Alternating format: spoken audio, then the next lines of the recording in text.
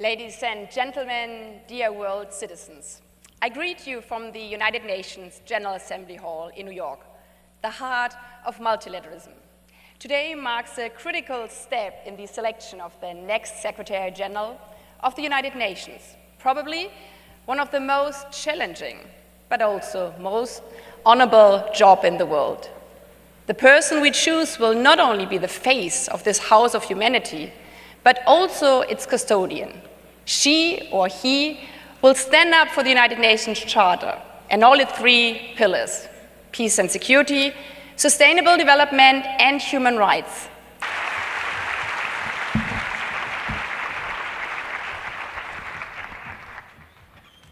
At the end of 2026, Antonio Guterres will end his second five-year term as Secretary General, passing the baton to a successor. That person, which could be one of the people about to take this stage today, will inherit an institution tasked with finding ways to confront persistent warfare in Ukraine and the Middle East, to address widening economic gaps for developing nations, to reckon with the blistering and disruptive advance of artificial intelligence, and to navigate the intensifying and divisive competition for global influence amongst the world's major powers.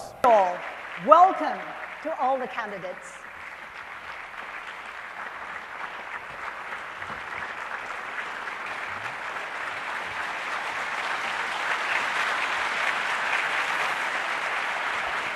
What the world needs is a Secretary General with the best possible credentials.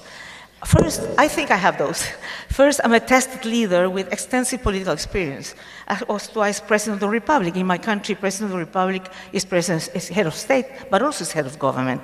I proved I can lead complex negotiations and make difficult choices while finding democratic, compromises and building trust and bridges among world leaders. I work with every member state. I listen to every voice. I build consensus even in the most difficult times.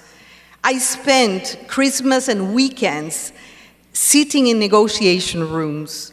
I know how this institution works, the potential it has, and the challenges.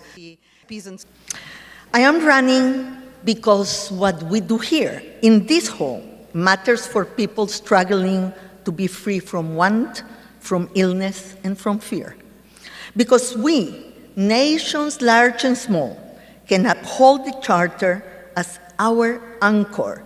Over the 30 years of my career, working in the fields, serving in government as a minister, in parliament, as an international civil servant, and as a diplomat, including the last 2 years leading my country's delegation on the Security Council, I have gained not only the experience, but the expertise that we need now. I will be a facilitator of dialogue and a Secretary General committed to implementation, reform, and restoring trust. Trust in the organization, trust among member states, and trust for the people we serve. 60-degree understanding of the organization. Because of my own professional pathway. The current crisis over the Strait of Hormuz demonstrates how regional conflicts can threaten global energy markets and trade, closing a critical shipping lane for the world. Yet, the Security Council was unable to adopt a resolution. If diplomacy inside the Council fails, what would you do to ensure the UN still plays a meaningful role in keeping the peace? But I believe that there is space for the Secretary General when there is no agreement by members of the Security Council to present options that could possibly be utilized to dialogue with the conflict parties.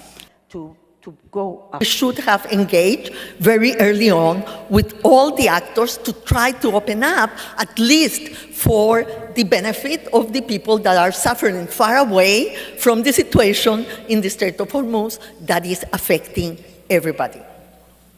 Michelle Bachelet. Well, I think that, first of all, the most important thing is that the Secretary General cannot give up.